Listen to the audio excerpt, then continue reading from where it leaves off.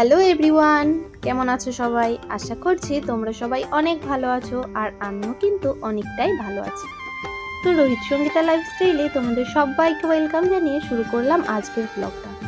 যদিও আজ আমার ঘুম থেকে উঠতে অনেকটাই লেট হয়ে গেছে, শুধু আমার না, সাথে তোমাদের দাদা ভাইয়েরও। তাই ভাবলাম আজকের ব্লগটা স্টার্ট করব না, তবে মনে মনে এক ভাবি করি এক। যাই হোক, ব্লগটা কোনো মতে স্টার্ট করে দিলাম।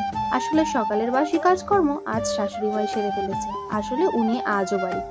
যাই হোক, এদিকে আমি কাজকর্ম টুকটাক যেটুকু সারা সেরে কিন্তু সোজা চলে এসেছি রান্নাঘরে চা বানাতে। আর আজকে ঘুম থেকে উঠে একটা কাণ্ড ঘটে গেছে। আজ আমি ঘুম থেকে উঠে দেখি শাশুড়ি মা অলরেডি ভাত বসিয়ে দিয়েছে। ব্যাপারটা হলো, আমার ঘুম থেকে উঠতে উঠতে অর্ধেক ভাত হয়ে গেছে। যাই হোক, আমি কিন্তু ঝটপট করে রান্নাঘরে চলে এসেছি আর এসে কিন্তু চাটা বানিয়ে নিয়েছি। আর এদিকে তো দেখতেই পাচ্ছ, শাশুড়ি মা বাইরেই ভাতটা বসিয়ে দিয়েছিল উনুনে। আর তার পাশাপাশি সবজিও টুকটুক করে কেটে নিয়েছে, কেননা ওই যে আমার যে একটু ঘুম থেকে উঠতে লেট হয়েছে সেই কারণে। যাই হোক, অন্যান্য দিন আমি যদিও গুছিয়ে দিই, উনি রান্না করেন। আমার একটু আজ ঘুম থেকে উঠতে লেট হয়েছে বলে নিজে নিজেই গুছিয়ে নিয়েছে। যাই হোক, এদিকে কিন্তু চা খাওয়ার সেরে এখনো কিন্তু টুকটাক গুছিয়ে দেওয়ার জিনিস পড়েই রয়েছে। তাই দেখো, এদিকে শ্রুতিকেও খাওয়াবো, সাথে আমিও একটু চা খেয়ে চলে যাব টুকটাক কাজকর্ম যেগুলো পড়ে রয়েছে সেগুলো সারতে। এদিকে তোমাদের দাদা ভাইয়েরও ঘুম থেকে উঠতে আজকে লেট হয়ে গেছে। ব্যাপারটা হলো, আজ কয়েকদিন ধরেই কিন্তু আমাদের শুতে শুতে বেশ রাত হয়ে যাচ্ছে, তাই কিন্তু একটু বেলাই হয়ে যাচ্ছে ঘুম থেকে উঠতে। যাই হোক, এদিকে আমি চা খাওয়া সেরে সোজা চলে এসেছি রান্নাঘরে, আর এসেই দেখছি এদিকে তো অলরেডি ভাত নেমে গেছে। আর কি করব, আমি আবার তাড়া লাগিয়ে হুট করে একটা বাটি নিয়ে বেরিয়ে পড়লাম। আর এদিকে দেখছি মাছের ঠোঙা ঝুলানো রয়েছে। আসলে আমাদের ঘুম থেকে ওঠার আগেই আমার শাশুড়ি মা মাছ নিয়ে নিয়েছে বাড়ির ওপর থেকে, আর এখন কিন্তু আমি সেটাই ধুয়ে দেবো। এদিকে দেখো, শ্রুতি আর শ্রুতির পাপার কাণ্ড, এটা কিন্তু সারা দিন রাত চলতেই থাকে আমাদের বাড়িতে, নতুন করে বলার কিছু নেই।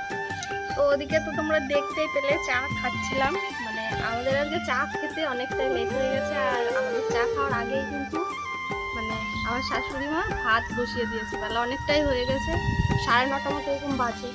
তো এখন কিন্তু চা খাওয়া কমপ্লিট করে যে মাছ নিয়েছিল সকালবেলায় বাড়ির ওপর থেকে, রুই মাছ, পিঁপড়ে লেগে গেছে মাছগুলোতে।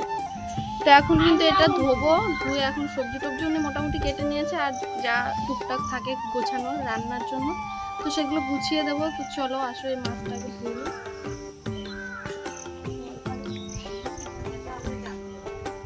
কলে তো জলও নেই,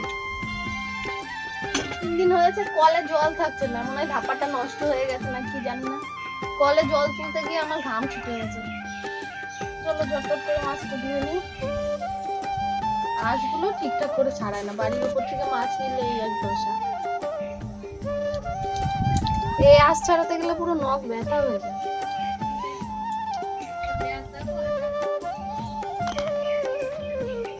মাছ কিন্তু ধুয়ে নিয়েছি, আর এই যে হাতে পড়ে গেল সাবান, হাত থেকে স্লিপ খেয়ে পড়ে গেল। কি করবো বলো। দেখো, বাইরের কাজকর্ম সব সেরে ঘরে এসে দেখছি তোমাদের দাদা ভাই যে কাজে বসে পড়েছে। আর এদিকে কিন্তু এটা একটা নতুন জিনিস যেটা তোমাদের সঙ্গে এখনো পর্যন্ত শেয়ার করিনি। তো দেখো, আমাদের তো এই কাজই করি আমরা, তোমরা তো জানোই যে আমরা রূপোর ব্রেসলেট তৈরি করি। তো তার মধ্যে একটা, এটা কিন্তু খুব ইম্পর্টেন্ট কাজ, আর এই কাজটা কিন্তু ভীষণ মানে কঠিন, শক্ত বলতে পারো। তো এই যে এই পান কুচাচ্ছে তোমাদের দাদাভাই, পাইন। তো দেখো, আমি কিন্তু মোটামুটি সব কাজই পারি, বাট এটা বাদ দিয়ে। দেখে কতটা ইজি মনে হয়, কিন্তু এতটা ইজি না। এই যে তোমাদের দাদাভাই শুধুমাত্র এটা পারে, আমি কিন্তু পারি না।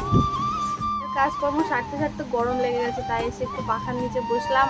আর ওদিকে আমি তো সকালবেলাতেই ঘুম থেকে উঠে পড়েছি, শ্রুতি আর তোমাদের দাদাভাই ঘুমোচ্ছিল। তো বিছানা কাঁথা সব পড়ে আছে, তো ভাবলাম ওগুলো এখন ক্লিন করতে হবে। এই যে এইগুলো কত ছোট ছোট করে মানে কুচাতে হয়। যাই হোক, তো অনেক কুচাতে হবে এগুলো এখন। আসলে এগুলো যে মালগুলো আমরা সাজাই, ওর ওপরে ওপরে কিন্তু পাইন বসাতে হয়। যে ঘরে এসে কিন্তু বিছানাটা আমি তুলে নিয়েছি, মানে পরিষ্কার করে নিয়েছি।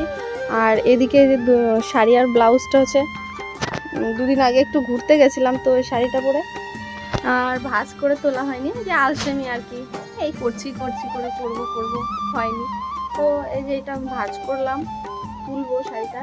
আর এদিকে দেখো আজকে একটু মেঘলা ওয়েদারের জন্য জামা প্যান্ট কিছুই ধোয়া হয়নি। আর এদিকে দেখো তোমাদের দাদাভাই কিন্তু আর একটা নতুন কাজ করছে নিয়ে। এদিকে বাইরে আসতে না আসতেই হঠাৎ করে এটার দিকে চোখ গেল। বেশ কিছুক্ষণ হয়ে গেছে গলার মধ্যে প্লাস্টিকটা এইভাবে পেঁচিয়েছে। চোখের সামনে দেখছি ঠিকই, তবে হাত দিয়ে ছাড়িয়ে দেওয়ার মতো ক্ষমতা আমার নেই।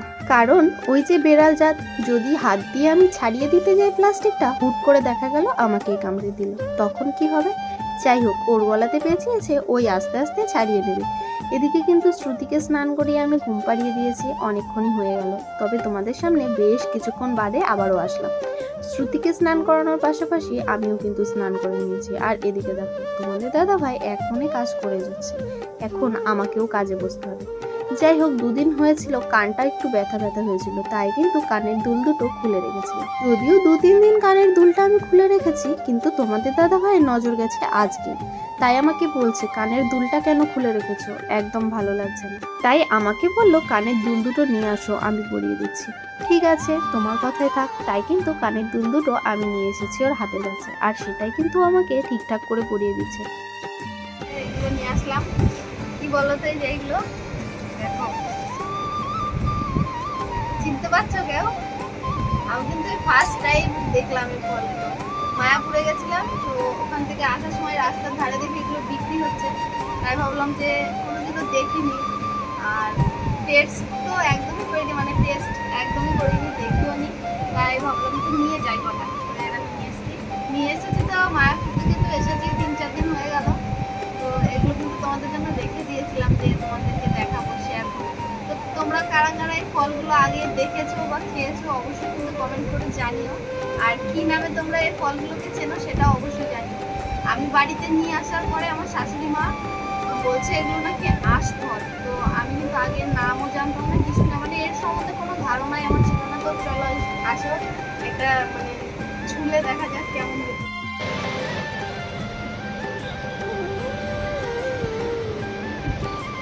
লিচুর মতো দেখতে, দেখো একদম ছোট লিচু।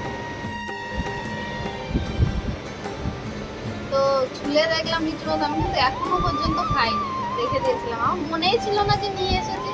তো ছুলেছি, চলো দেখি, খেয়ে দেখি কেমন, লিচু লিচু নাকি খেতে অন্যরকম টেস্ট।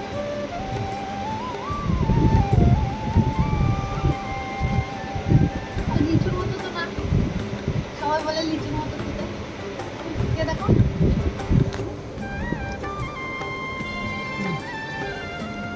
আমার তো একটু লিচুর মতো লাগলো না। তোমার লিচুর মতো লাগছে? ভালো না খেতে, ভালো না খেতে, শুধু শুধু টাকাই নষ্ট। যাই হোক, নতুন ফল খেলাম, বলতে তো পারবো যে টেস্ট করেছি বা চিনি আগে কখনো দেখেছি। তো চলো কাজ করি, অনেক গেজি হয়ে গেল। এই যে তোমাদের দাদা ভাই। তো যাই হোক, আজকের মতো ভিডিওটা এখানে এন্ড করছি। দেখা হচ্ছে নেক্সট কোনো ভ্লগে। ততক্ষণে তোমরা সবাই সুস্থ থেকো এবং ভালো থেকো। আর ভিডিওটা তোমাদের কেমন লাগলো অবশ্যই কিন্তু কমেন্ট করে জানিও। যদি ভিডিওটা তোমাদের ভালো লেগে থাকে, লাইক কমেন্টের পাশাপাশি অবশ্যই কিন্তু একটা সাবস্ক্রাইব করে দিও।